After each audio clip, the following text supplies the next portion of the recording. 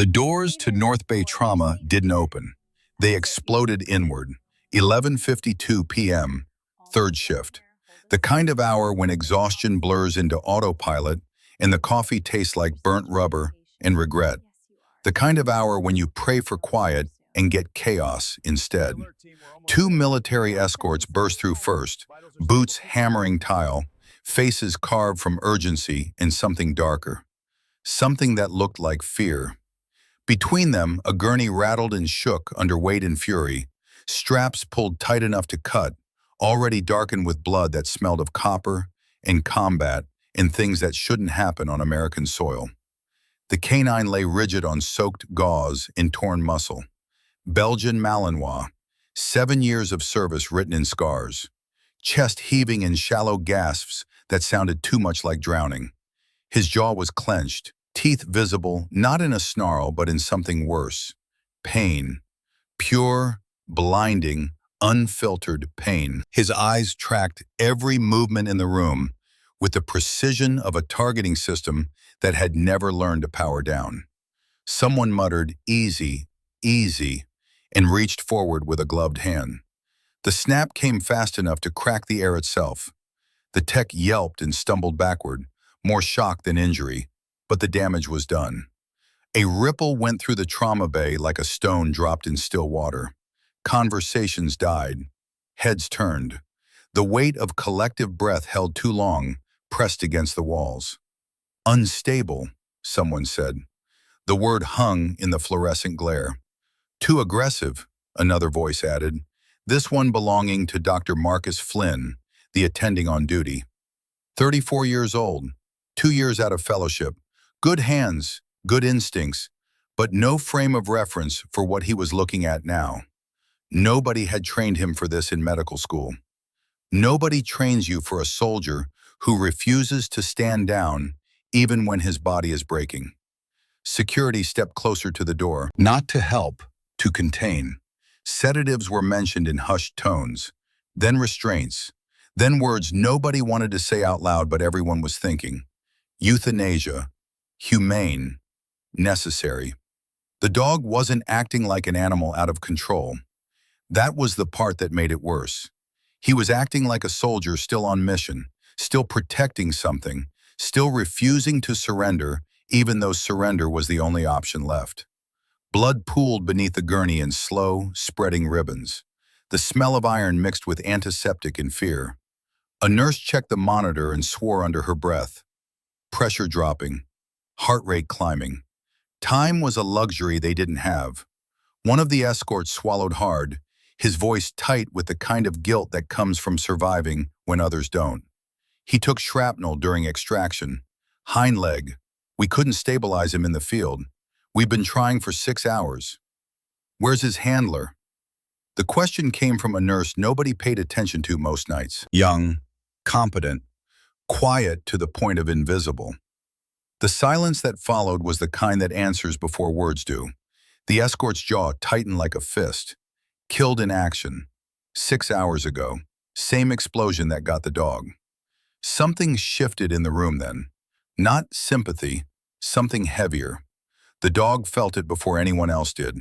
His growl didn't get louder. It dropped lower, steadier, vibrating through the floor like distant thunder. His body coiled tighter, not to lunge but to protect, to guard empty space where someone used to stand. Across the room, near the supply counter where shadows collected like forgotten things, Kira Vale stood holding a tray nobody had asked her to bring. Fresh scrubs, hair pulled back tight enough to hurt. Badge still marked RN, orientation. 25 years old and doing everything possible to blend into the background of a life she'd chosen, specifically because it was supposed to be forgettable. She hadn't spoken, hadn't moved closer, but she was watching. She watched how the dog never tried to flee, how every time someone advanced, he backed himself into the corner of the gurney, angling his body so nothing could get behind him, how his eyes never left hands, how the sound of Velcro tearing made his muscles spike harder than pain ever did. A veterinarian rushed in, already snapping on gloves, white coat flaring behind her like a flag of surrender. Dr. Sienna Barrett, 45, military contracts. 20 years of experience that suddenly felt inadequate. I don't care how trained he is, Barrett said, her voice carrying the weight of too many hard calls made in too many bad situations. A bite like that ends careers. We sedate him now or we lose the leg. A syringe appeared in her hand. Clear liquid. Enough sedative to drop a dog twice this size. The needle caught the light. The sound the dog made next wasn't a bark. Wasn't a snarl. It was something pulled from deeper. Something raw and broken, and so fundamentally human that it made everyone in the room uncomfortable in ways they couldn't name. Loss given voice. Grief without language. That was the first moment Kira felt her chest tighten. She took one step forward. Just one. "He's not attacking," she said quietly. No one heard her. The room was too loud with its own fear. They tried again. Blankets, poles, gentle voices paired with urgent hands that betrayed every reassurance. Each attempt ended the same way. Teeth flashing, bodies jumping back, time slipping through fingers already slick with blood. "We're going to lose him," someone muttered. The words carried the weight of verdict. That was when Kira noticed the marking. Inside the dog's ear, half hidden beneath dried blood and matted fur, was a faint sequence of symbols. Not a microchip, not a standard military tattoo. Something older, something she hadn't seen in 18 months. Something she'd spent 18 months trying to forget. Her stomach dropped. She'd seen that format before. Not in textbooks, in places people didn't put on resumes, in programs that officially didn't exist, in rooms where young soldiers learned how to forge bonds strong enough to survive hellfire and politics and the kind of betrayal that comes from your own side. Before she realized she was moving, she was already past the cart, already dropping to one knee just outside the dog's strike range. Close enough to matter, far enough to respect what he was protecting. "Hey," someone snapped. Probably Dr. Flynn, probably afraid of lawsuits more than blood. "Get her out of there." But the dog didn't lunge. His ears twitched. The growl faded to a low vibration that could have been warning or could have been question. His eyes locked onto Kira's face, unblinking, searching for something he'd been taught to recognize. She didn't reach for him, didn't look at the wound, kept her hands visible, palms open, every movement deliberate and slow. Not soothing, not sweet, clear. "It's okay," she said. A doctor hissed from somewhere behind her. "She's going to get bit." The syringe hovered, ready, waiting for the inevitable. Kira leaned in just enough for the dog to hear her over the machines and the raised voices and the pulse of panic hammering through the room. Her words dropped low, barely more than breath, 6 of them, precise, delivered in a cadence that belonged to another life. Ember, shadow, haven, guardian, loyal, stand. The effect was instant. The dog froze. No growl, no snap, no movement beyond the slow rise and fall of his chest. His entire body went still in a way that had nothing to do with submission and everything to do with recognition. Like a switch flipped, like a code accepted, like someone had finally spoken his language after hours of shouting in the wrong tongue. Someone whispered, "What did she just say?" The dog's head tilted, slowly, painfully, like something buried deep had been touched for the first time since the world exploded. Then with visible effort, he shifted his weight and slid his injured leg forward, placing it inches from Kira's knee. An offering, a surrender, a choice. The room forgot how to breathe. Kira didn't smile, didn't celebrate. She nodded once, a sharp movement that carried the weight of permission finally granted, of trust recognized, of a bond acknowledged across distance and death and everything that should have made it impossible. "I need saline," she said calmly. Her voice was different now, not louder but harder. The voice of someone who'd given orders in worse places. And suction, no sedation. Dr. Barrett stared at her like she'd just spoken in tongues. Absolutely not. He'll let me work, Kira said. The confidence in her voice didn't come from ego. It came from memory, from training, from knowing exactly what happened when you use the right words at the right time. But only if you don't rush him. Every second felt like an hour.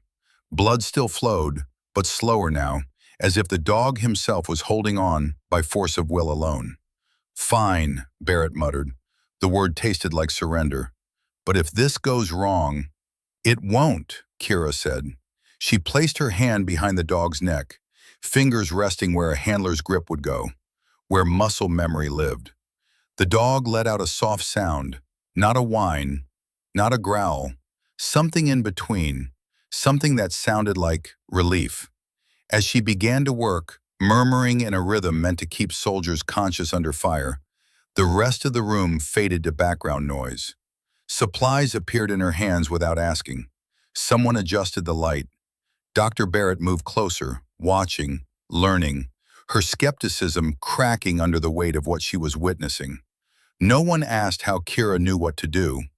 Not yet. But someone at the doorway was already pulling up her record on a tablet, fingers moving fast, security clearance requests pinging through military databases that most civilian hospitals didn't know existed. The surgery took 43 minutes. Nobody spoke unless Kira asked for something. Nobody moved unless movement was required. The usual chaos of a trauma bay had been replaced by something that felt more like a field operation than a hospital. Precision, efficiency, the kind of focus that comes from knowing hesitation kills. Kira worked with steady hands, movements economical, every action stripped of wasted motion. She'd done this before. Not here, somewhere else. Somewhere the lights were different, and the stakes were higher, and the cost of failure was measured in names you'd never forget. The dog stayed still, eyes fixed on her face, body tense but controlled, not calm, never calm, present, choosing to remain, choosing to trust even when trust was the hardest thing left. Dr. Barrett monitored vitals, calling out numbers that slowly, impossibly, began to stabilize. Pressure holding, she said, not great, but holding. That should have bought relief. Instead, it bought attention. The doors at the far end of the trauma bay opened, and the air changed instantly. The kind of change that happens when someone who outranks everyone in the room decides to make an entrance.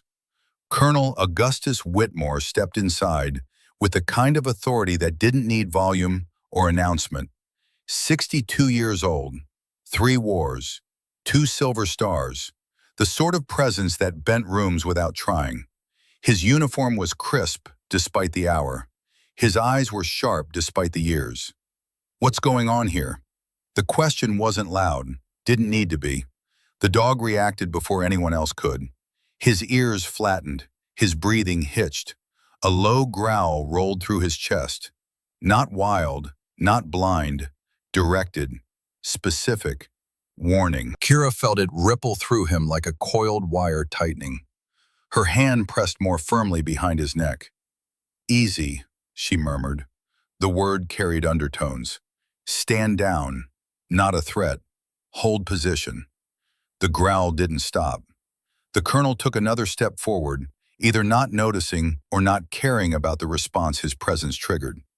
The dog moved. Not toward the man's throat, not in panic. He placed himself squarely between Kira and the newcomer, body angled, teeth bared, a warning that didn't need translation. The room gasped as one entity. Security shifted. Someone reached for a restraint without thinking. Stop, Kira said. She didn't raise her voice, didn't look away from the dog. The word wasn't for him, it was for everyone else. For the people who didn't understand that what they were seeing wasn't aggression. It was protection, purpose. Colonel Whitmore stopped moving.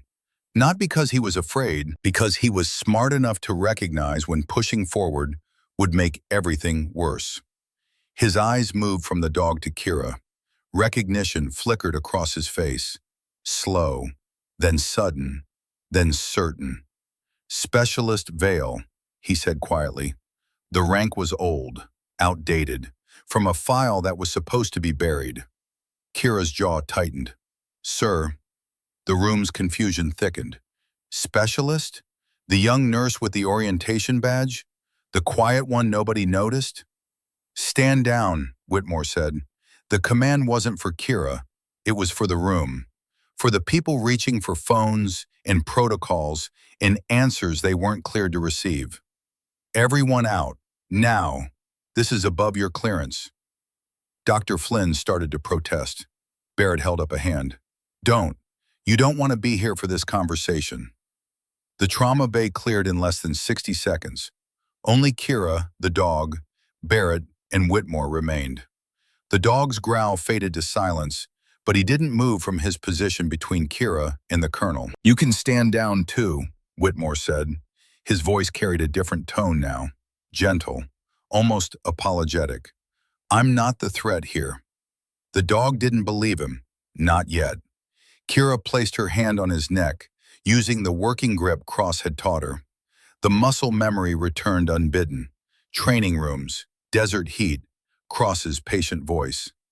The bond survives the handler, that's the whole point. The dog hesitated, then slowly he shifted his weight back and sat, still between Kira and Whitmore, but no longer actively defensive, still protecting, but willing to wait. Whitmore let out a breath he'd been holding. He looks at you like you're his handler. I'm not, Kira said. No, Whitmore agreed, but you were supposed to be. The words landed heavy. Barrett glanced between them, trying to piece together a puzzle with missing pieces and classified edges. Someone want to tell me what's happening here? Whitmore pulled out a tablet, tapped through security screens with practiced efficiency, pulled up a file, turned it toward Barrett, read. Barrett's eyes scanned the document, widened. Specialist Kira Vale, JSOCK9 Medical Program, Project Ember, status, redacted. 3 scrolls later, her face had gone pale. This program was shut down 3 years ago. Yes, Whitmore said. Because 3 handlers died, Barrett continued reading. Yes, and she was part of it. Barrett looked at Kira like seeing her for the first time. How old were you? 21 when it collapsed, Kira said quietly. 18 when I enlisted. 20 when they recruited me for Ember. Barrett scrolled further. Her finger stopped on a name. Staff Sergeant Nathaniel Cross. She looked up. This was his dog? Kira's throat tightened. Yes. Barrett read the next line aloud without meaning to. Status, killed in action. Syria, 1800 hours. She checked her watch. 6.5 hours ago. Close enough to eternity when you were the one left behind. The room went silent except for the steady beep of monitors and the dog's breathing. Whitmore walked closer, slowly, carefully. The dog watched but didn't move. He stopped 3 feet away, far enough to respect the boundary, close enough to matter. Cross listed you as his legacy handler, Whitmore said. Did you know? Kira shook her head, didn't trust her voice. He updated his file 14 months ago, Whitmore continued, right after you left the program. Put your name down as emergency contact. Put your name down as the person who should take his canine if anything happened. He handed Kira another document. Cross's personnel file, handwritten note in the margin. If I don't make it, find Vale. Tell her protocol Ember still stands. She'll understand. Kira's vision blurred. She pressed her forehead against the dog's shoulder. He's not just hurt, she whispered. He's grieving. Yes, Whitmore said. He thinks he failed, Kira continued. He thinks he let Cross die. Probably, Whitmore agreed. She looked up. Her eyes were red but dry. Tears were for later, for rooms without witnesses. What do you need from me, sir? Whitmore's expression softened. I need you to keep him alive, because someone tried to kill him tonight. The words dropped like a hammer. Barrett straightened. What? Security footage shows an unidentified individual entering the K9's recovery area 20 minutes before he was transported here, Whitmore said. Individual attempted to inject something into the IV line, failed because the sedation hadn't taken effect yet, and the dog went defensive. Individual fled. Footage was corrupted before we could get a clear identification. Kira's hand tightened on the dog's neck. Who wants him dead? That, Whitmore said grimly, is what we need to figure out. Because Cross wasn't just a handler, he was transporting evidence, documents, proof of defense contract fraud, $4 billion, congressional hearings, criminal charges, the kind of evidence that ends careers and starts prison sentences. Barrett's eyes widened. And the evidence is, in his collar, Whitmore finished. Encrypted micro SD card, 47 pages of documentation, names, numbers, transaction records, enough to bring down a dozen high-ranking officials and twice that many contractors. If the dog dies, Kira said slowly, following the logic, the chain of custody breaks. Exactly, Whitmore said. Kira looked down at the dog, at the scars on his face, at the fresh wound on his leg, at eyes that had seen too much and lost the one person who mattered most. You want me to protect him. I want you to do what Cross trained you to do, Whitmore said. I want you to prove Project Ember works. I want you to show them that the bonds we build matter, that they're not weaknesses, that they're the only things keeping us human in a world that keeps trying to turn us into machines. I left that world, sir, Kira said. I'm just a nurse now. Whitmore's expression hardened. You were never just anything, specialist. Cross knew it. I know it. And whether you admit it or not, you know it too. He turned to leave, stopped at the door, looked back. You have 48 hours before they send oversight. They'll evaluate whether this K9 is viable or whether he needs to be retired. They'll want him transferred to a military facility. They'll want you nowhere near him. His eyes met hers. Don't let that happen. The door closed behind him. Barrett exhaled slowly. So, you're not actually a nurse. I am, Kira said. I'm also other things. Like a ghost, Barrett said. Kira's lips twitched. Not quite. The dog's name is Phantom, though. Barrett looked down at the K9, who was watching Kira with absolute focus. Phantom, she repeated. Fitting. She started gathering instruments. You're going to need help. Someone who understands the medical side and can run interference with the hospital administration. Kira looked up. Why would you help me? Because 20 years ago, I watched a program I believed in get shut down for political reasons, Barrett said. Because I've seen too many good animals put down because paperwork mattered more than reality. And because I just watched something impossible happen. A K9 with severe trauma, refusing all contact, allowing a 25-year-old nurse to perform field surgery with no sedation because she said 6 words I've never heard before. She met Kira's eyes. I want to know how that works, and I want to make sure it keeps working. Kira nodded slowly. Protocol, Ember. That's what you want to learn. That's what I want to help protect, Barrett corrected. They worked in silence for another 10 minutes, cleaning, bandaging, setting up IV lines that Phantom tolerated because Kira's hand never left his neck. When the immediate crisis had passed and the dog's breathing had steadied into something resembling rest, Barrett stepped back. He needs recovery time, antibiotics, monitoring, at least 72 hours before he should be moved. Medically, he shouldn't even be mobile for another 48 hours minimum. Can you keep him here? Kira asked. Barrett hesitated. The administrator is going to have questions. Your sealed file is already causing ripples. Then we don't tell him, Kira said. We keep Phantom in post-op, standard K9 recovery, nothing unusual. Except everything about this is unusual, Barrett pointed out. Exactly, Kira said. So we make it look boring. We make it look routine. We make sure nobody realizes that the dog in post-op recovery is worth $4 billion and a dozen criminal indictments. She looked at Barrett. "Can you do that?" Barrett smiled. "Turns out I'm very good at paperwork that makes things disappear."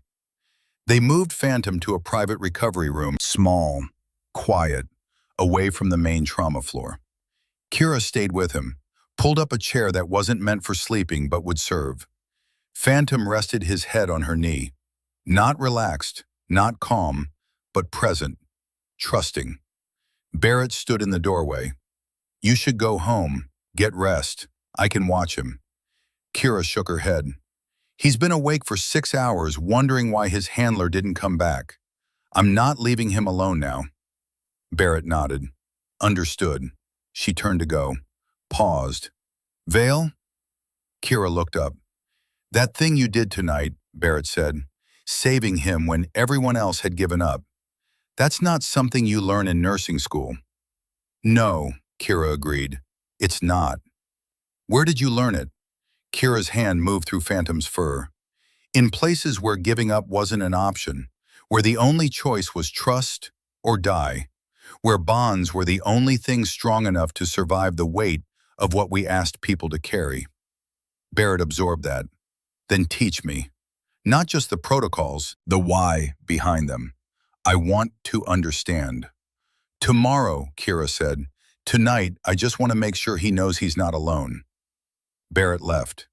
The room settled into quiet. Machines hummed. The building creaked.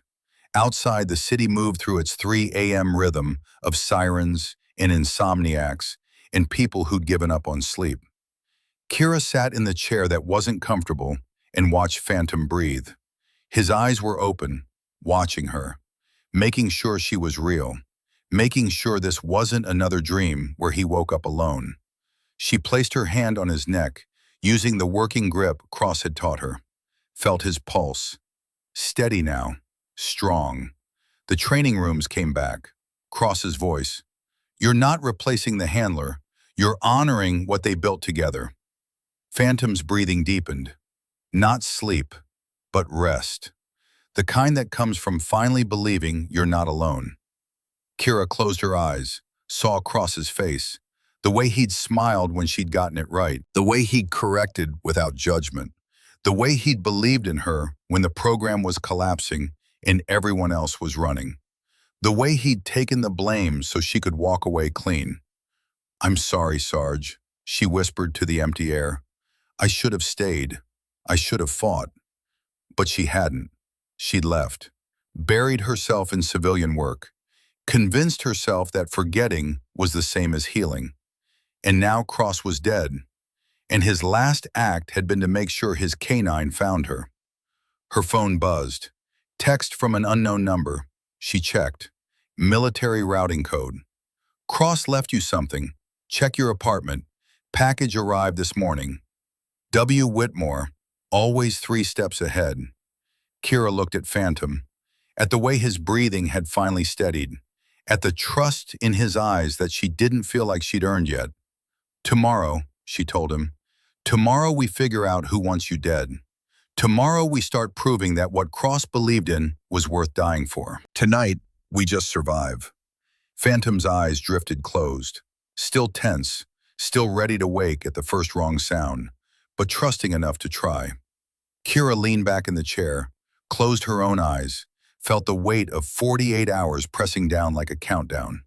48 hours to prove a bond that had taken Cross 3 years to build. 48 hours to protect evidence that could topple an empire. 48 hours before oversight arrived and decisions would be made by people who'd never understand what they were destroying.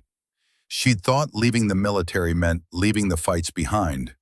Turned out, some fights follow you home, and some you were always meant to finish. Morning arrived without permission. Kira woke to fluorescent light bleeding through cheap blinds and the sound of Phantom's breathing changing rhythm. Not distress, awareness. The shift from sleep to vigilance that never fully powered down in dogs who'd seen what he'd seen. She hadn't gone home. The chair had left patterns pressed into her skin, and her neck complained with every movement. But none of that mattered. What mattered was that Phantom had made it through the night. What mattered was that when his eyes opened, The first thing he saw was her. 7 a.m. brought Dr. Barrett with coffee that tasted like burnt industrial oil and kindness. She set the cup down without comment, checked Phantom's vitals with efficient hands that had learned overnight how to move without triggering defensive responses. Vitals stable, Barrett said. Wound showing early healing. No signs of infection, but he needs rest. She made notes on a tablet. Medically, he shouldn't be mobile for another 48 hours minimum. Whoever tried to dose him last night hasn't tried again. Yet, Kira added. Yet, Barrett agreed. The door opened. Warren DeVos stepped in. Hospital administrator, 50 years old, MBA from somewhere prestigious that he mentioned too often. Suit too expensive for the job. Ambition written in the set of his shoulders. Nurse Vale. His voice carried the particular tone of someone about to deliver news they'd rehearsed in front of a mirror. We need to talk. Kira stood slowly. Phantom's eyes tracked the movement. She placed a hand on his shoulder. Easy. Stay. Phantom stayed, tense, ready, but trusting her enough to wait. DeVos glanced at the K9 with the expression of someone calculating liability. My office, now.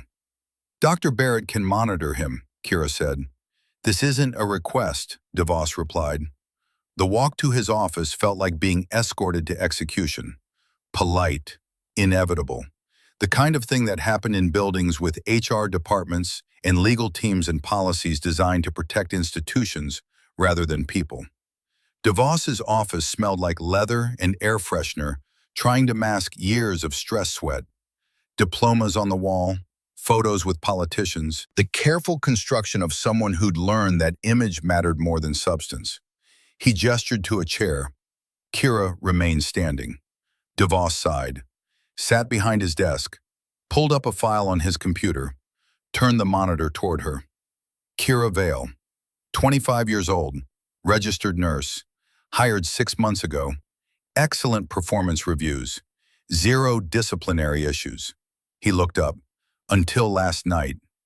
I saved a patient's life, Kira said. You perform procedures outside your scope of practice, DeVos corrected. You accessed a military asset without authorization. And, he tapped the screen, your personnel file contains sealed records that require military clearance to view. Care to explain that? No, Kira said. DeVos's jaw tightened. I've received 3 calls this morning. 1 from military oversight, 1 from our legal department, 1 from our insurance carrier, all asking the same question. Who is Kira Vale, and why does she have access to classified programs? Kira said nothing. Your silence is noted, DeVos continued, as is the fact that every attempt to access your full record has been blocked at the federal level. He leaned forward. I don't like mysteries in my hospital. I don't like liability, and I especially don't like nurses who bring military complications into my facility. The K9 needed medical attention, Kira said. I provided it.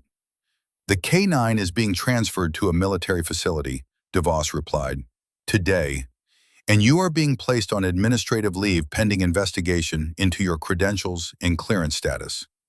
The words landed like a physical blow. You're suspending me, Kira said flatly. I'm protecting this hospital, DeVos corrected, from whatever classified mess you've dragged through our doors.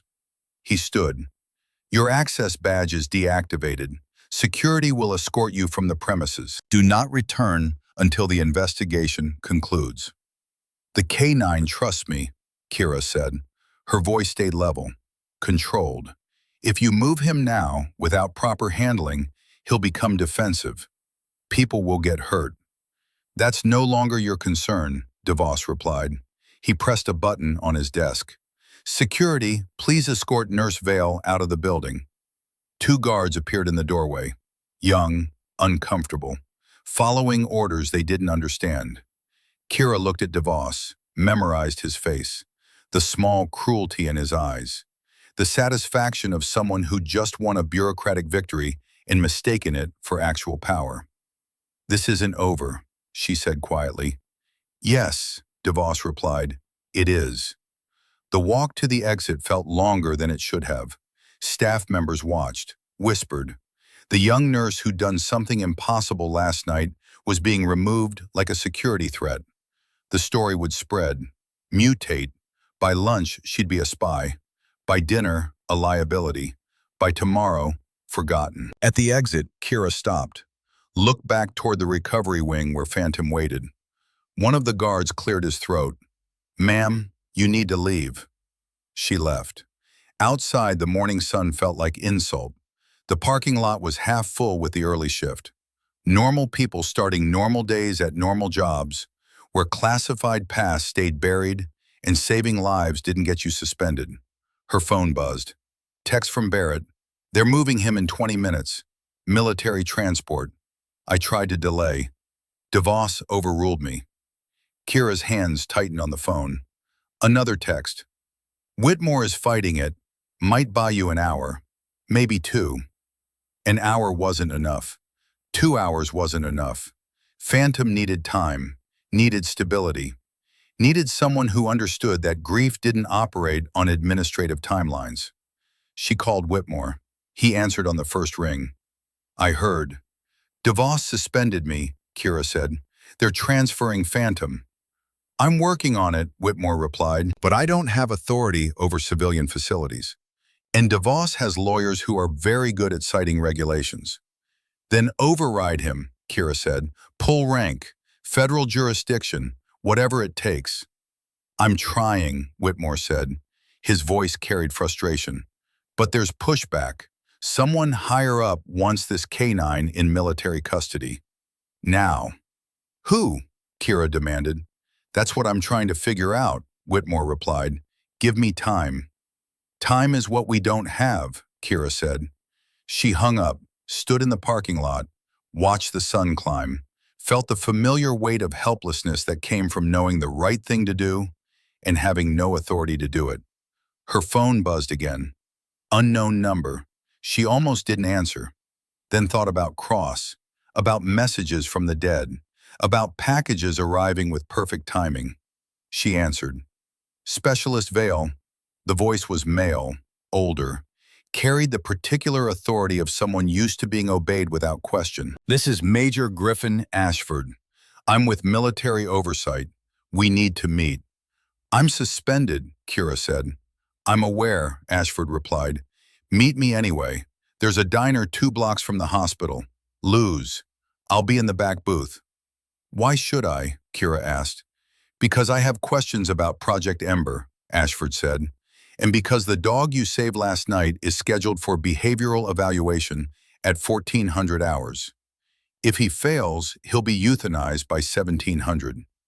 The line went quiet for a beat. "You have 5 hours to convince me he's worth saving." The call ended.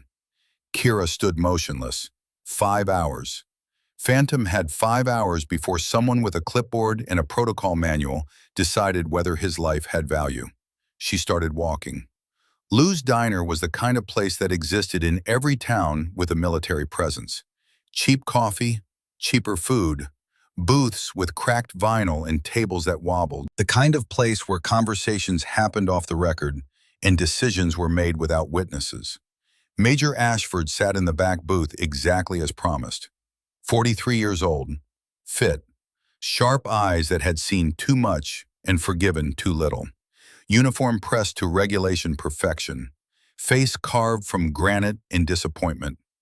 Kira slid into the booth across from him. Ashford gestured to a coffee cup already waiting. "Figured you'd need it." She ignored the coffee. "What do you want?" "Answers," Ashford said, starting with how a 25-year-old civilian nurse knows classified K-9 protocols that were shut down 3 years ago.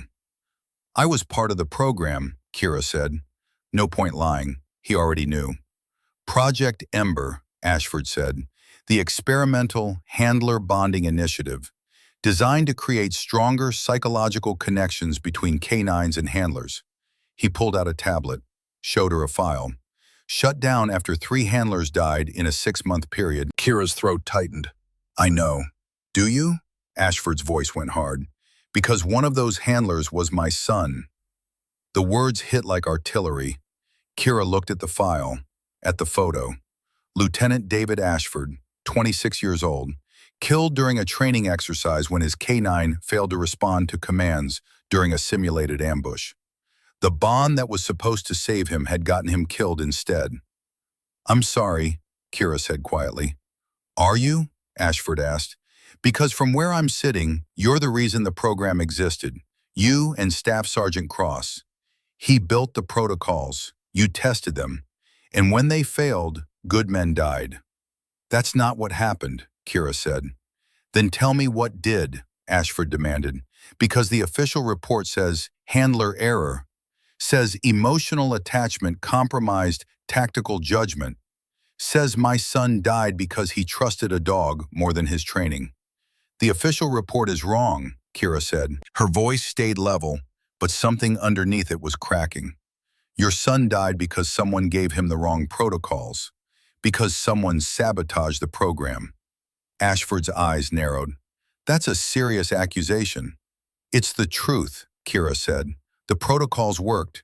94% success rate across 47 documented cases. The 3 failures?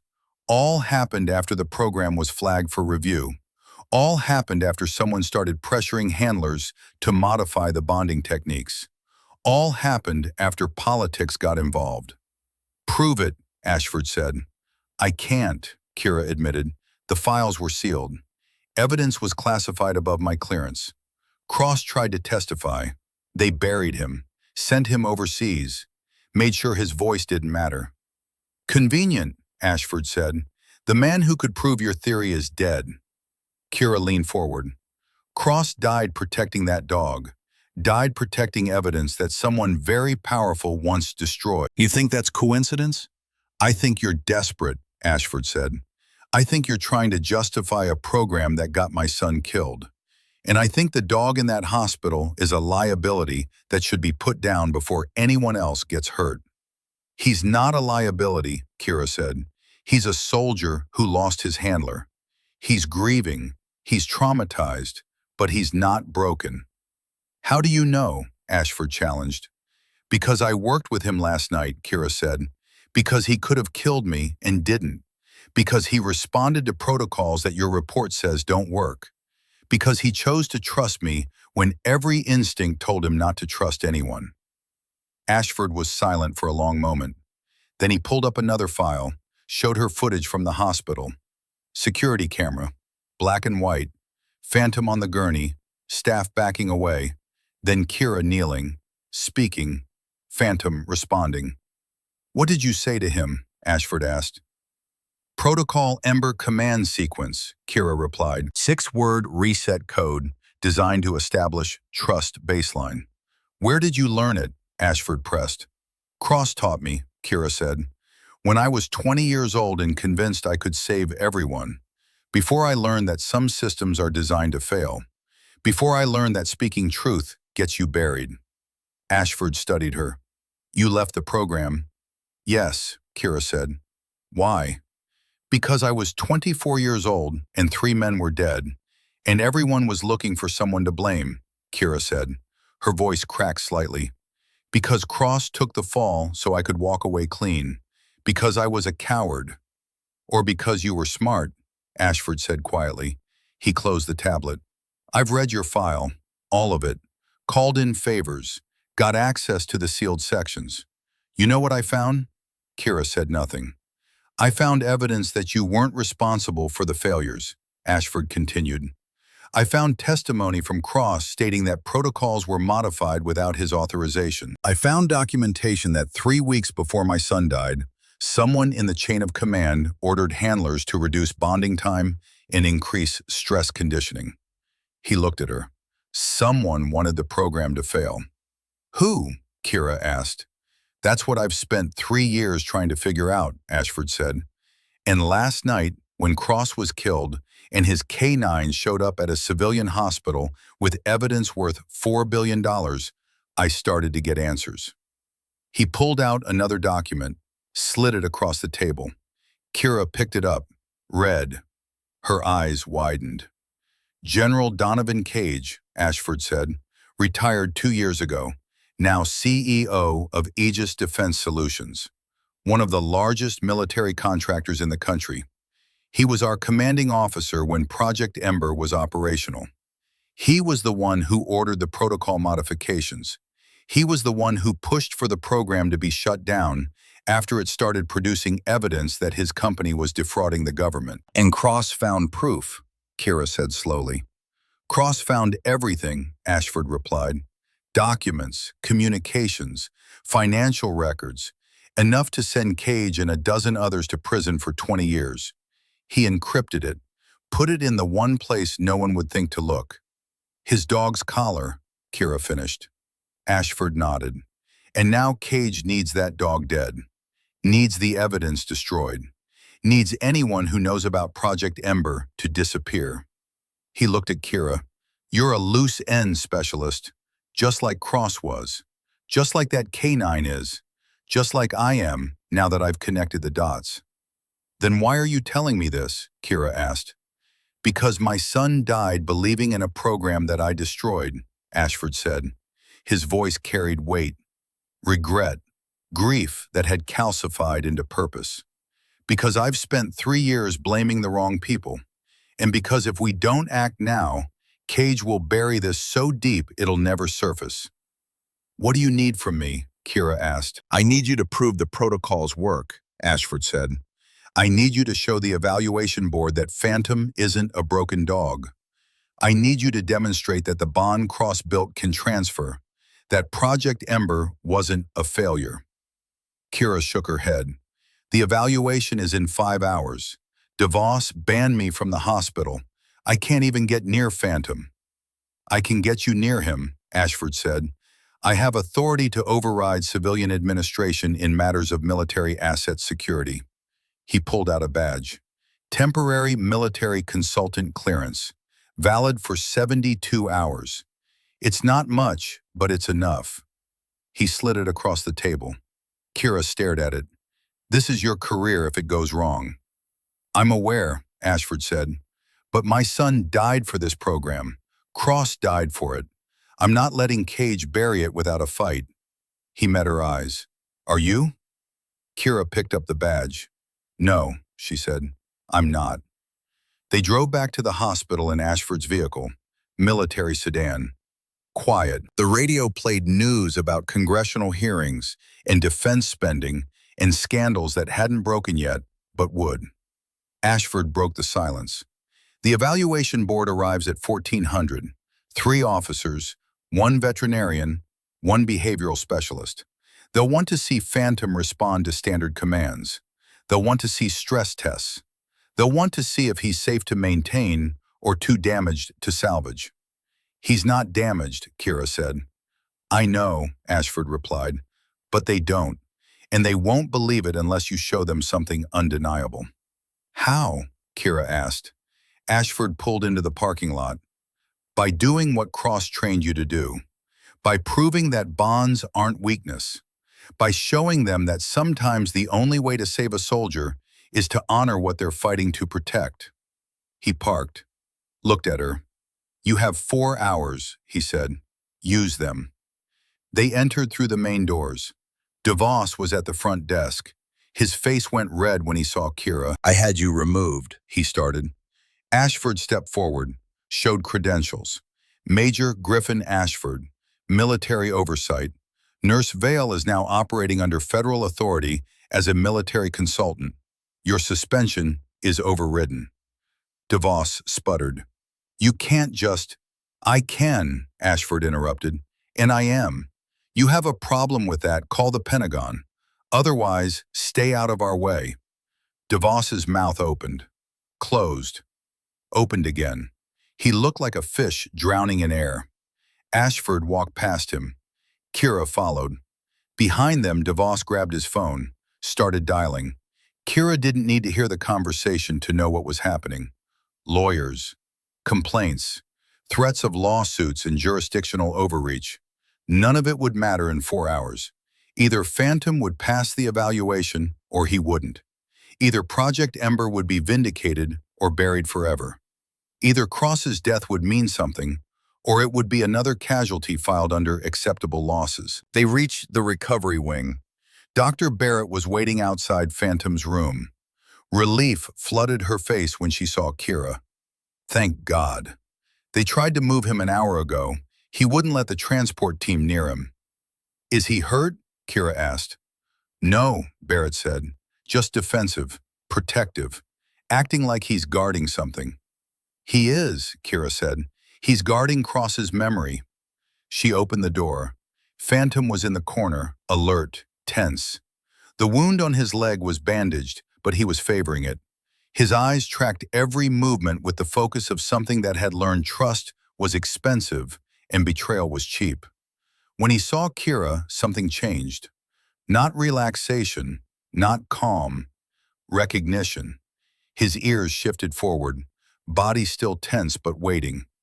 Hey boy, Kira said softly. I'm back, like I promised. She knelt, didn't approach. Let him come to her. Phantom stood, limped forward, stopped 2 feet away, studying her, making sure she was real. Kira extended her hand, palm up. The universal signal Cross had drilled into her. I'm here. I came back. Phantom closed the distance, pressed his head into her hand. A choice made. Kira wrapped her arms around him, felt him shake, felt the weight of hours of terror and loss and confusion, finally finding release. Good boy, she whispered. Good boy, I've got you. Behind her, Barrett and Ashford watched in silence. After a moment, Ashford spoke quietly. The evaluation board will want to see him function. Commands, stress tests, proof he's not just bonded to you, but can work with others. Kira didn't look up. Then I'll teach them. In 4 hours? Ashford asked. Cross taught me in less, Kira replied. She pulled back, looked at Phantom. You ready to work? Phantom's eyes were steady. Ready. Kira stood, looked at Barrett. I need space, equipment, and I need you to learn fast. Barrett nodded. Whatever you need. Kira looked at Ashford. And I need you to make sure no one interrupts us. Not DeVos, not Cage's people. No one. Ashford's jaw tightened. Consider it done. He left to establish a perimeter. Kira turned to Barrett. Protocol Ember isn't just commands. It's a language. A way of communicating that acknowledges trauma while building trust. Cross developed it working with canines who'd seen the worst of combat. Dogs that other programs would have euthanized. Show me, Barrett said. Kira spent the next 3 hours teaching Barrett what Cross had spent 3 years teaching her. How to read micro-expressions in a dog's posture. How to use tactical language to create security. How to build trust without demanding submission. How to honor what a canine had been through instead of pretending trauma could be trained away. Barrett learned fast, asked smart questions, understood that this wasn't about control, it was about partnership. By hour 3, Barrett could give basic commands using Protocol Ember phrasing. Phantom responded. Not perfectly, not without hesitation, but he responded. That's enough, Kira said, for the evaluation. It's enough to show transferability. Barrett checked her watch. 1 hour until they arrive. Kira nodded. Then let's get him ready. They groomed Phantom, checked his wound, made sure he looked like a professional military asset instead of a traumatized survivor. The wound was healing clean. The limp was less pronounced. His eyes were clearer. He was still grieving. That didn't go away in hours. But he was functional, present, choosing to engage instead of shut down. At 13:55, Ashford knocked. They're here, he said. Kira took a breath, looked at Phantom. This is it, boy. Show them what Cross taught you. Show them you're worth fighting for. Phantom stood, ready. The evaluation board entered at 1400 exactly. 3 officers, 1 veterinarian, 1 behavioral specialist, military precision, clipboards, protocols, the weight of bureaucracy that could decide life or death with a checkmark. Major Ashford made introductions. The lead evaluator was a colonel, stern, older, the kind of face that had signed too many euthanization orders and stopped feeling them years ago. "Let's begin," he said. And somewhere in the building, hidden in shadows and false credentials, Cage's people watched, waiting for their moment, waiting for Phantom to fail, waiting to finish what they'd started. The evaluation room felt smaller than it was. Standard military briefing space repurposed for judgment. Metal table, folding chairs, fluorescent lights that bleached color from skin and made everything look clinical and cold. The kind of room where decisions were documented in triplicate and lives were reduced to data points on assessment forms. Colonel Richard Brennan sat at the center of the table, 58 years old, silver hair cut military short, eyes that had seen 3 wars and come back believing in order above all else. To his left, Captain Julia Morrison, veterinary specialist, 39, sharp features and sharper questions. To his right, Lieutenant Commander Paul Hendricks, behavioral assessment, 42, the kind of careful that came from watching things go wrong and writing reports about why. Behind them, 2 enlisted personnel with cameras and recording equipment. Everything would be documented. Everything would be reviewed. Everything would become evidence in whatever came next. Kira stood near the door with Phantom at her side. The dog was calm but alert, weight slightly off his injured leg, eyes tracking each person in the room with the precision of threat assessment that never fully powered down. Ashford stood against the wall, observer status. His presence was a statement. This evaluation had witnesses who couldn't be buried. Barrett was there too, medical consultant, standing beside equipment she'd spent the last hour preparing.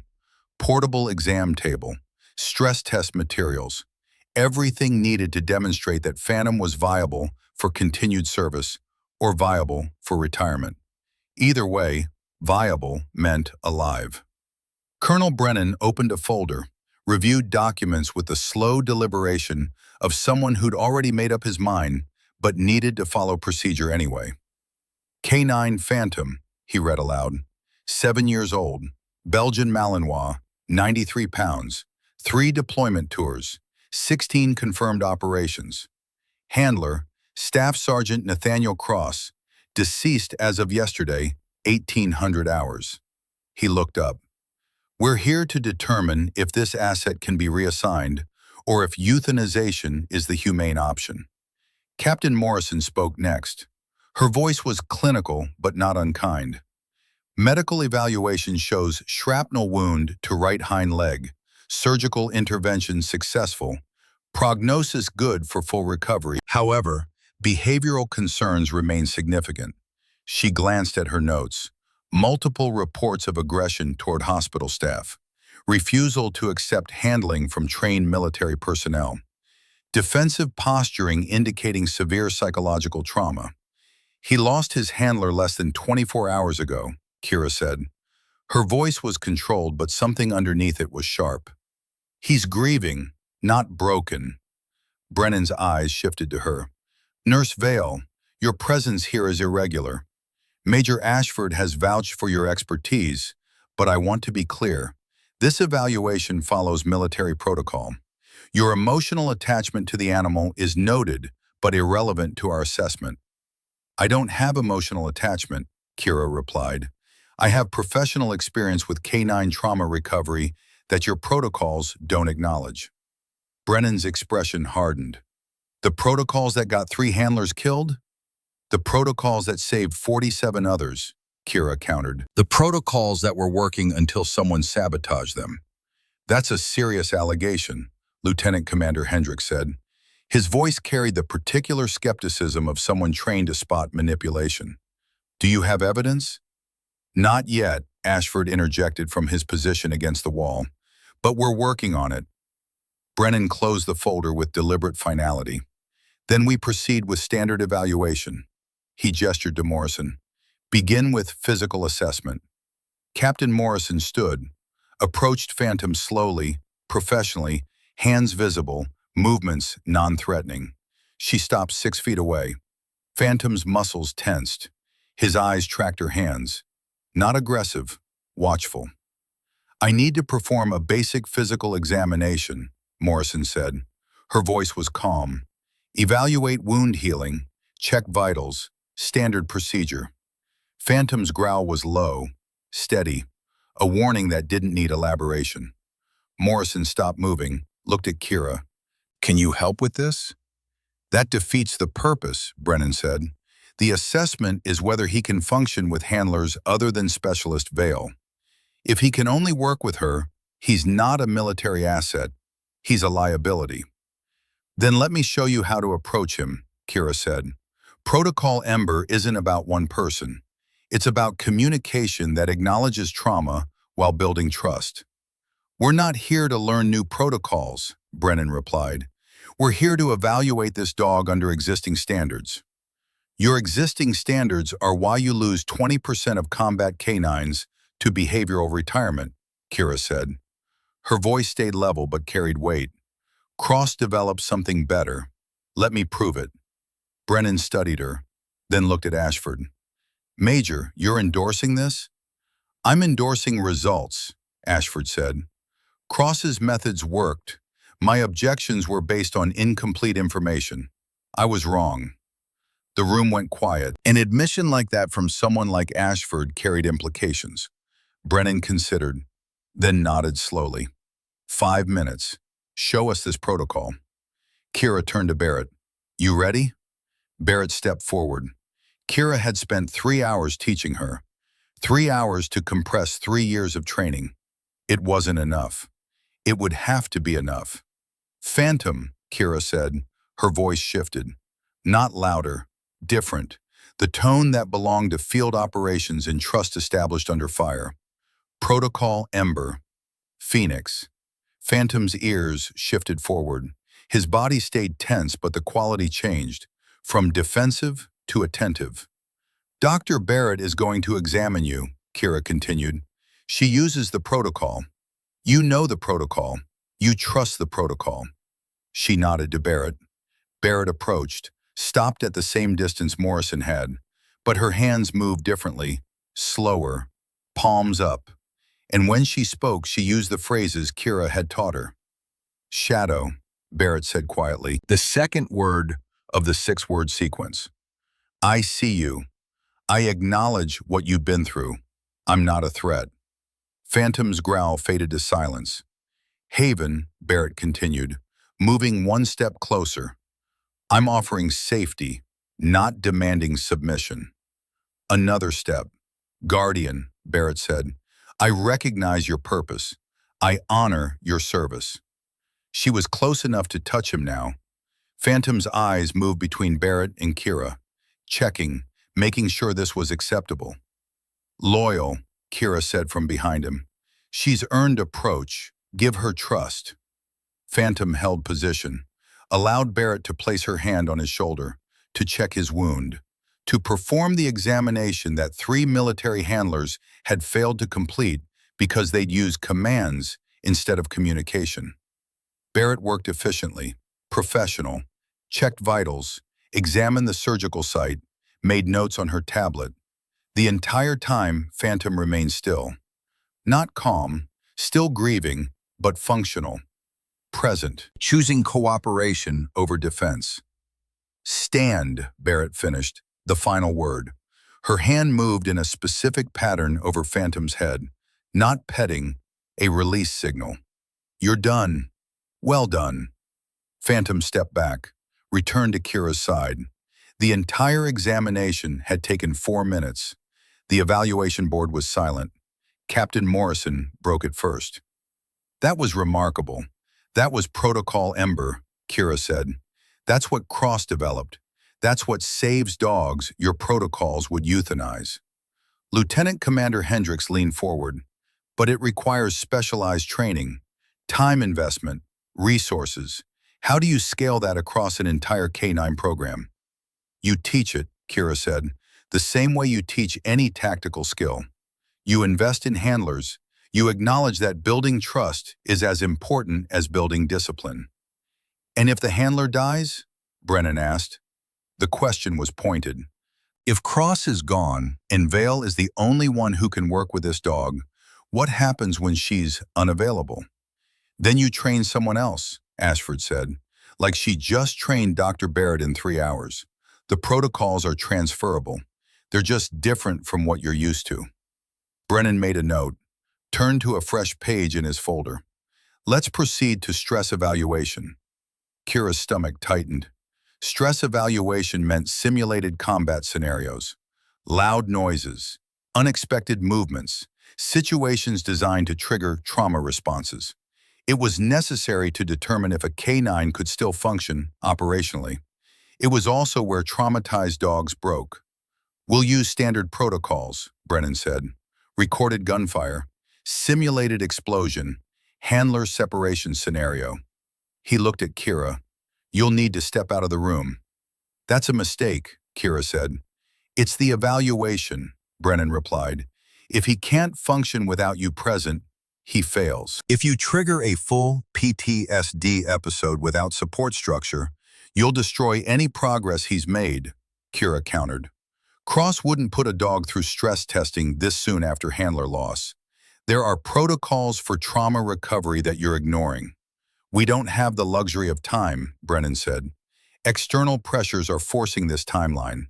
I'm aware it's medically premature. His expression hardened, which is exactly why we need to see if he can handle it. If Cage's people force another confrontation, this dog needs to be mission capable or safely retired. We determine that today. He's functional, Kira said, but not the way you're measuring it. He's a combat veteran with severe psychological trauma who lost his partner yesterday. Would you expect a human soldier to pass stress testing 24 hours after watching their team leader die? The comparison landed hard. Morrison shifted uncomfortably. She has a point, Colonel. Standard protocol recommends minimum 72 hours between traumatic event and stress evaluation. Noted, Brennan said, but circumstances are irregular. This dog is connected to classified evidence. There are security concerns that supersede normal timelines. Which is exactly why we need to be careful, Ashford said. His voice carried authority. If Phantom breaks under improper evaluation, we lose access to evidence that could prevent further casualties. He looked at Brennan. Give Vale the 72 hours. Let the dog stabilize, then conduct proper evaluation. Brennan considered, started to speak. The door burst open. Warren DeVos stood in the doorway, face red, breathing hard. Two men in suits flanked him, expensive suits, the kind that came with lawyers and legal threats and enough money to make problems disappear. This evaluation is suspended, DeVos announced. His voice shook with vindication. By order of Hospital Legal Counsel and at the request of Aegis Defense Solutions, all military operations in this facility are ceased immediately. Ashford straightened. You have no authority here. The man to DeVos's left stepped forward. Jason Merrick, Senior Counsel for Aegis Defense Solutions. He handed Ashford a document. Court order. This facility is private property. Military operations require civilian oversight. You've exceeded your jurisdiction. This is federal military business, Ashford said. This is a civilian hospital hosting what amounts to an unauthorized military operation, Merrick countered. His smile was professional and empty. You want to continue your evaluation, Major? Do it at a military facility, not here. Brennan stood. Mr. Merrick, this evaluation is time-sensitive. Then you'll complete it somewhere else, Merrick replied. He gestured to the two men in suits. Hospital security. I'm asking you to escort military personnel and their asset off the premises. They're not security, Kira said quietly. She'd been watching them, watching the way they moved, the way their jackets hung wrong, the way their eyes assessed the room like operators instead of guards. They're contractors. Merrick's smile never wavered. They're authorized security personnel. No, Kira said. Her voice hardened. They're Cage's people. And you're here to make sure Phantom never leaves this building alive. The room went still. Merrick's expression didn't change, but something behind his eyes shifted. That's a serious accusation, Miss Vale. It's Specialist Vale, Kira corrected. And it's not an accusation. It's a fact. General Cage wants this dog dead, wants the evidence in his collar destroyed, wants everyone connected to Project Ember buried. She looked at Brennan. You want to know why this evaluation is rushed? Why the timeline doesn't make sense? Because Cage is pushing it. Because every hour Phantom stays alive is another hour for evidence to surface, for connections to be made, for his corruption to be exposed. Brennan's face was unreadable. Do you have proof? Cross died protecting it, Kira said. It's encrypted in Phantom's collar. $4 billion in defense fraud, congressional testimony, criminal charges, everything Cage has spent 3 years covering up. Merrick pulled out his phone, made a call. Quiet, efficient, hung up. Gentlemen, he said to the 2 fake security guards, please remove these individuals from hospital property. Use appropriate force if necessary. The 2 men moved forward. Ashford stepped between them and Kira. You don't want to do this. This is private property, Merrick repeated. You're trespassing. Leave peacefully or be removed. One of the contractors reached for his jacket. Not obviously just a shift of weight, a preparation. Kira saw it, saw the weapon outline, saw the intention. Phantom saw it too. The growl that came from him was different from before. Not warning, not defense, combat readiness. The sound of something that had been bred and trained and deployed to neutralize threats. The contractor's hands stopped moving. Everyone in the room recalibrated. Brennan spoke carefully. Mr. Merrick, I recommend you stand down your people. This situation is escalating unnecessarily. This situation is resolved, Merrick said. You leave now or face legal action for unlawful occupation of civilian property. Then we leave, Ashford said. He looked at Kira. Get Phantom ready for transport. Where are we going? Kira asked. Somewhere Cage's lawyers can't reach, Ashford replied. Barrett stepped forward. Take him to the VA facility on West End. Old building. Technically federal property. Aegis has no jurisdiction there. DeVos sputtered. You can't just... Watch me, Barrett said.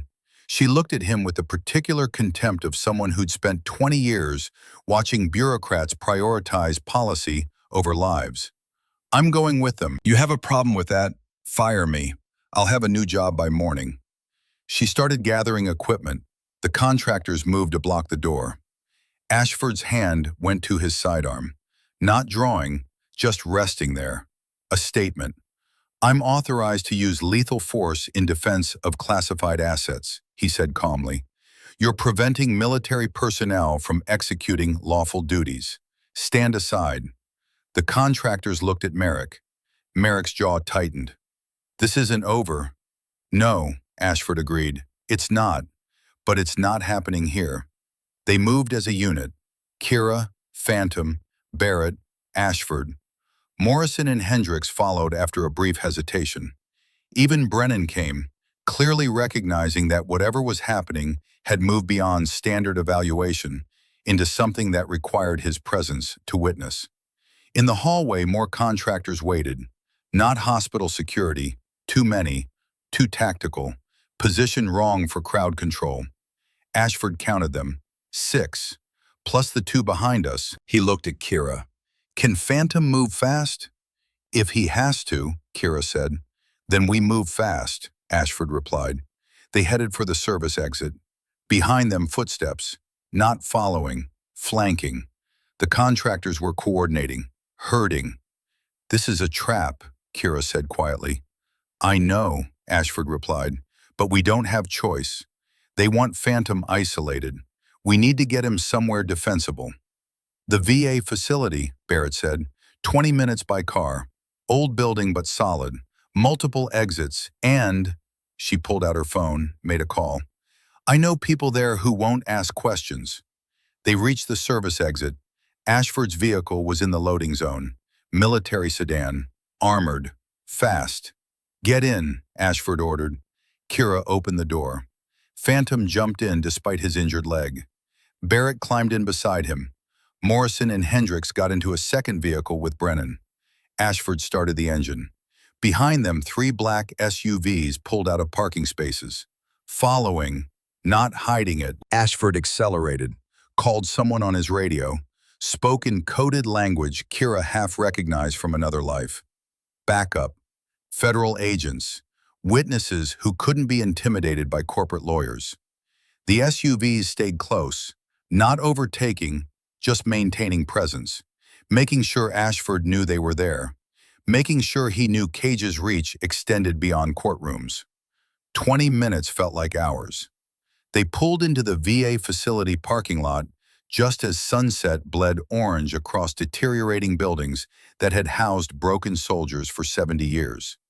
The SUVs parked across the street, watching, waiting. Inside, Barrett's contact was waiting.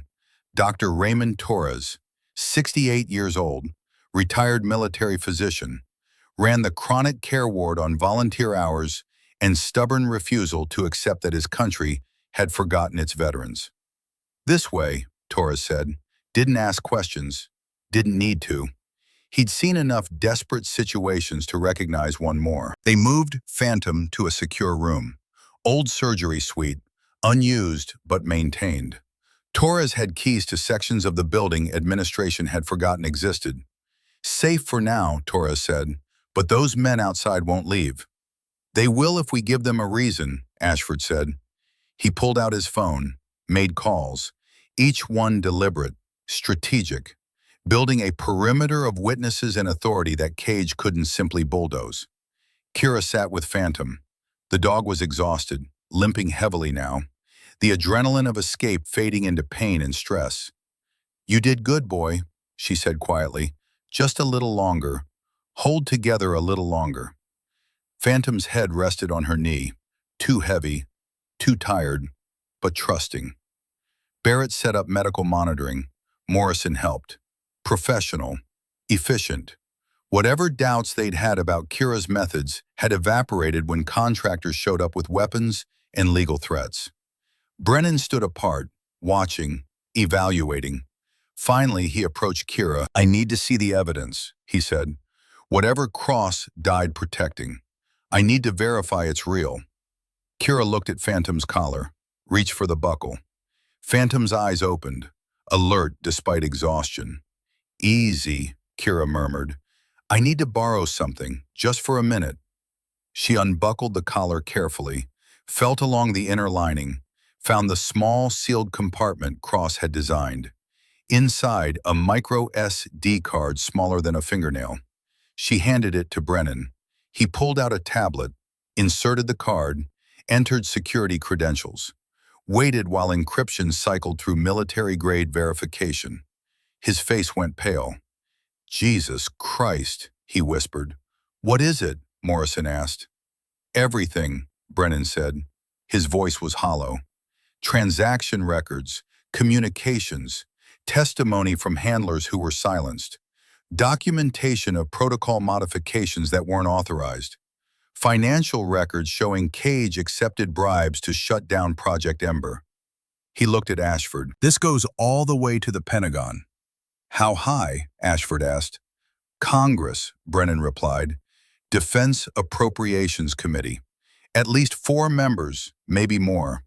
He scrolled further, stopped. His hands shook slightly. "There's video," he said. "Testimony from your son, Major, recorded 3 weeks before he died." Ashford's face went rigid. "Show me." Brennan turned the tablet. The video showed a young man in uniform, David Ashford, 26 years old, alive, sitting in what looked like a legal office, speaking carefully, clearly. "My name is Lieutenant David Ashford. I'm recording this testimony as insurance. 3 days ago, General Cage ordered me to modify Protocol Ember procedures against Staff Sergeant Cross's explicit recommendations.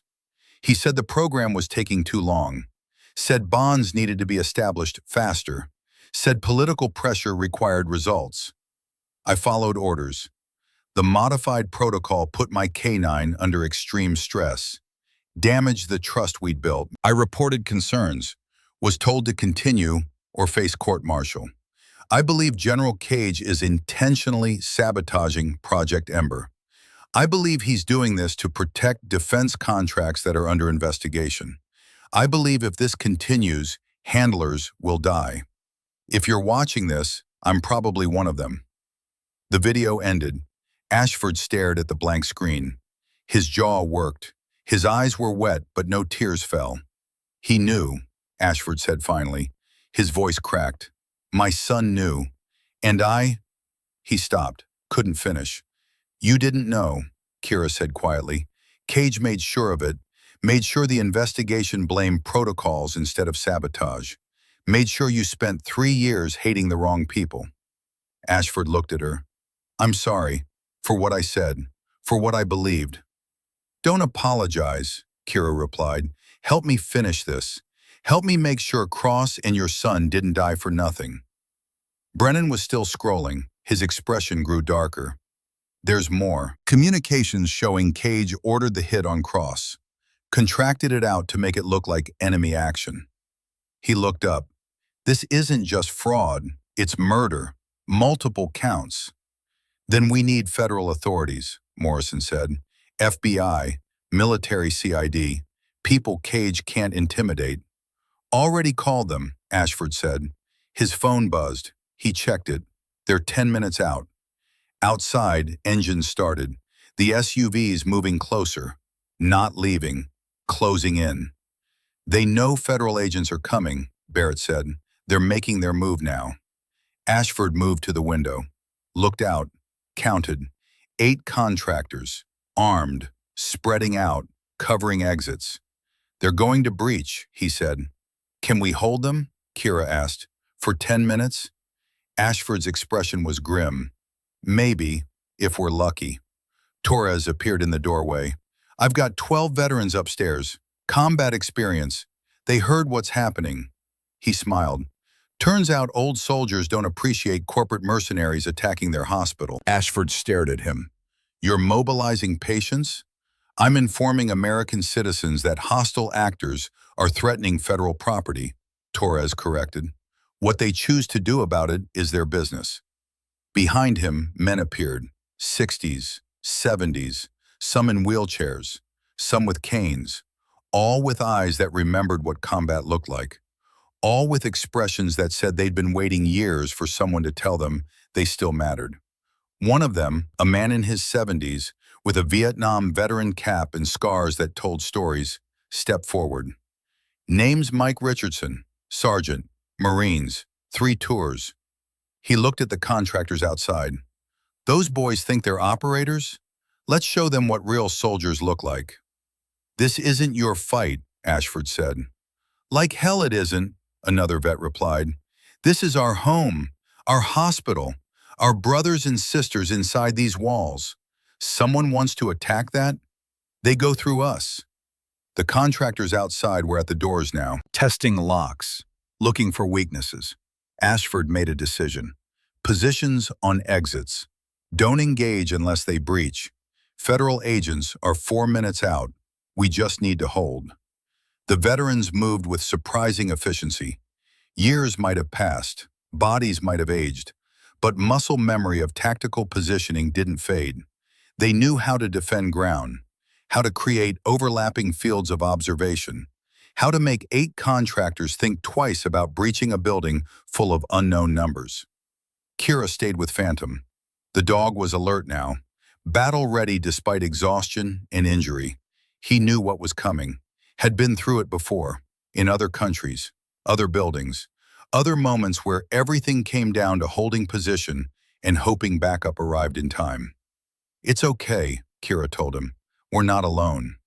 Phantom's eyes said he'd heard that before, but this time, watching the old soldiers take positions, something in his posture shifted. Recognition. These weren't threats, these were pack. Outside, a vehicle screeched into the parking lot.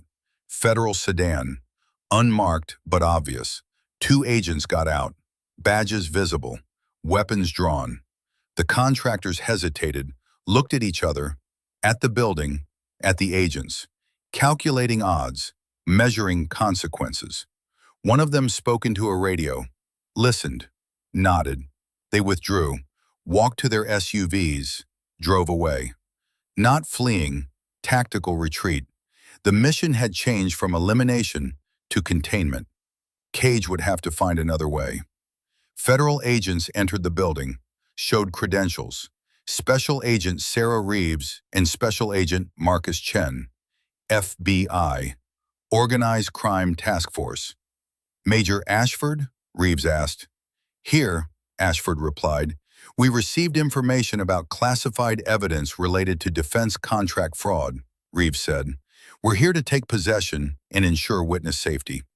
Brennan handed her the tablet with the micro SD card still loaded. Everything's here. Financial records, communications, video testimony, enough for dozens of indictments. Reeves scrolled through documents. Her expression hardened. Chen looked over her shoulder, whistled low. This is massive, Chen said. Congressional hearings, criminal trials, media firestorm. He looked at Kira and Phantom. You two just kicked over an anthill connected to a hornet's nest made of classified corruption. We didn't start this, Kira said. Cross did. We're just finishing it. Reeves made calls. More agents. More vehicles. Protective custody offers for everyone involved. Reeves held up an evidence bag. The micro SD card sealed inside. We'll need the original for chain of custody. She looked at Kira. The collar goes back to your K9. We've already made forensic copies. Encrypted. 3 separate federal databases. Cage can't make this disappear. Barrett stepped forward. Before you seal that, I need documentation. Medical necessity requires he wear his collar. Trauma response stability. Reeves nodded. Noted. She handed Kira a receipt. Federal evidence custody transfer. Keep that. You'll need it for the official evaluation. Kira took it, looked at the empty collar in her hands. This had been Cross's last act. Hiding evidence where only someone who understood K9 bonds would think to look. She rebuckled it onto Phantom. He settled immediately, the familiar weight restoring something invisible but vital. The evaluation board will need to reconvene, Brennan said, under different circumstances, without outside interference. Agreed, Reeves said, but that's your jurisdiction. Ours is making sure everyone survives long enough to testify. Over the next 6 hours, the old VA building transformed into a federal operations center. Agents took statements, secured evidence, established protective details. The story started leaking to media. Defense contractor CEO implicated in fraud and murder. Congressional corruption. Military whistleblower killed protecting evidence. A story too big to bury. By midnight, Cage was in custody. By morning, 12 more arrests. By afternoon, congressional hearings announced. Cross's evidence had detonated exactly as he'd intended. 6 weeks later, the evaluation board reconvened. Different room, different circumstances, different pressures. Brennan opened the session. This board previously attempted to evaluate K9 Phantom under circumstances we now understand were compromised by external corruption. We're here to complete that evaluation properly. He looked at Kira. Specialist Vale has spent 6 weeks working with Phantom. She's also trained 3 other handlers in protocol Ember procedures. We're here to assess both the K9's viability and the protocol's effectiveness. Over the next 3 hours, Phantom demonstrated everything the board needed to see. Response to commands from multiple handlers, stress testing with proper trauma-informed procedures, cooperation with veterinary examination, evidence of healing both physical and psychological. He wasn't perfect, still favored his injured leg slightly, still showed signs of grief, but he was functional, present, capable of choosing trust over trauma. The board deliberated for 20 minutes. Brennan delivered the verdict. K9 Phantom is approved for retirement with full honors. Specialist Vale is approved as civilian guardian. Protocol Ember is reinstated as an official training methodology, renamed Cross Protocol in honor of Staff Sergeant Nathaniel Cross. The program will be expanded to all military K9 units, with Specialist Vale as program director. He looked at Kira. Your mentor would be proud. Kira's throat tightened. She nodded, didn't trust her voice. Ashford approached after the board dismissed. I've been authorized to establish the Nathaniel Cross K-9 Recovery Center. Federal funding, military and veteran support. He pulled out a document. This is a job offer, director position. Build the program Cross envisioned. Kira took the document, looked at Phantom. The dog was resting, peaceful. For the first time since Cross died, truly at peace. I'll need help, Kira said. You'll have it, Ashford replied. Barrett has agreed to chief veterinary position. Torres is consulting on veteran outreach. Morrison is transferring to full-time K-9 behavioral support. He paused. And I'm taking early retirement to serve as program advisor. If you'll have me. Why? Kira asked. Because my son died believing in something I destroyed, Ashford said. Because Cross died protecting something I almost buried. Because I owe them both. He met her eyes. And because sometimes old soldiers need new missions. 1 year later. The Nathaniel Cross K-9 Recovery Center occupied the renovated west wing of the VA facility. Bright, modern, purpose-built for the work Cross had envisioned. 47 handler K-9 pairs had graduated the first year. 47 bonds rebuilt from trauma. 47 soldiers given reason to believe healing was possible. The center's grand opening had been 3 months ago. Media coverage, congressional recognition, Ashford cutting the ribbon with hands that no longer shook when he spoke his son's name. Barrett stood beside him that day, Chief Veterinary Officer patch newly sewn onto her white coat. She'd left the hospital the same week Kira did. DeVos had tried to block her resignation, threatened lawsuits, until the hospital board quietly asked for his own. Turned out, suspending a nurse who'd saved a military asset while corporate lawyers tried to kill it wasn't the kind of publicity hospitals wanted.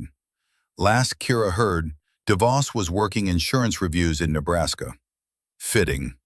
Torres had retired officially but showed up every morning anyway, teaching young medics the difference between treating symptoms and healing soldiers.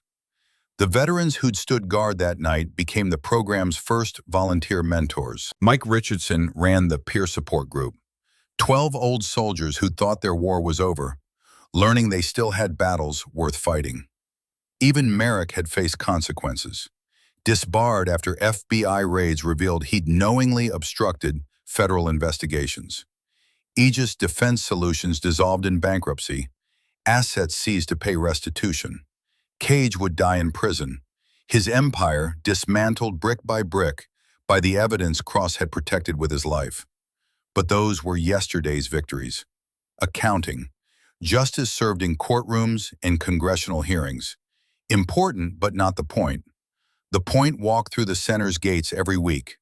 Veterans with K-9s, both broken, both convinced they were done, both learning that done just meant ready to begin again. Kira stood in the training yard, 26 years old now, no longer hiding, no longer running from what she'd been. Director, teacher, keeper of Cross's legacy. Phantom lay in the shade, 9 years old, retired, gray around his muzzle, limp more pronounced, but eyes still sharp, still watching, still present for every class, every new arrival, every moment when a traumatized veteran and traumatized K-9 found each other and learned they weren't alone. A young woman arrived that morning, 23, Marine, amputee, PTSD, face carrying the particular exhaustion of someone who'd stopped believing in tomorrow. Beside her, a Belgian Malinois, 7 years old, scarred, defensive, both of them broken in ways paperwork couldn't capture. Kira approached slowly, Phantom beside her. The Marine saw Phantom's limp, the gray, the scars. Something in her expression shifted. What happened to him? She asked. He lost his handler, Kira said. Thought his purpose died with him. Took a while to learn that purpose doesn't die. It just changes shape. The Marine looked at her own K-9. at the dog who'd saved her life a dozen times and couldn't save her from the darkness that came after. "Can you help us?" The question was barely audible. Kira knelt, met the young woman's eyes. "Someone helped me when I thought I was too broken to fix. Someone believed in me when I'd stopped believing in myself. Now I do the same for others." She gestured to the facility, to the training yard where handlers work with canines, where old wounds transformed into new strengths, where Cross's vision lived in every bond rebuilt from ashes. "Let me show you something," Kira said. She spent the next hour teaching the Marine what Cross had taught her. The 6-word protocol, the language of trauma acknowledged and trust earned. The understanding that healing wasn't forgetting, it was learning to carry what happened without being buried by it. By the end of the hour, the Marine's canine had allowed approach, had accepted touch, had shown the first glimmers of trust returning. The Marine was crying, not from sadness, from hope, from the possibility that maybe broken didn't mean finished. "Thank you," she whispered. Kira thought about Cross, about everything he'd sacrificed, everything he'd protected, everything he'd believed would matter. "Don't thank me," Kira said. "Thank the man who built this. Thank the handler who knew that bonds were worth dying for. Thank everyone who refused to let corruption bury what he gave his life protecting." She looked at Phantom, the old canine who'd survived when survival seemed impossible, who'd found purpose when purpose seemed gone, who'd proven that loyalty wasn't weakness, that attachment wasn't liability, that sometimes the strongest thing a soldier could do was admit they needed help. "Come on," Kira said to the Marine. "Let's get you both settled. We've got time. Cross taught me that healing can't be rushed." As the sun set over the facility, Kira stood at Cross's memorial. Simple stone, his name, his rank, his dates, and underneath, words she'd chosen. "He taught us that service never ends, that bonds matter more than protocol, that trust, once earned, never dies." Phantom sat beside her, head resting against her leg, old, tired, content. "We did it, Sarge," Kira whispered, "just like you knew we would." The wind carried her words away. Somewhere she liked to think Cross heard them, liked to think he was watching, liked to think he knew that his death hadn't been wasted, that his evidence had toppled an empire of corruption, that his protocols had saved dozens of lives, that his legacy lived in every handler who learned trust was stronger than trauma. Behind them, lights came on in the facility. Another evening session, another group of veterans learning that broken could be rebuilt, that loss could transform into purpose, that the bonds forged in darkness were the ones that mattered most in the light. Kira turned back toward the building. Phantom followed, limping, gray, scarred, still standing, still serving, still proving that some bonds are worth everything.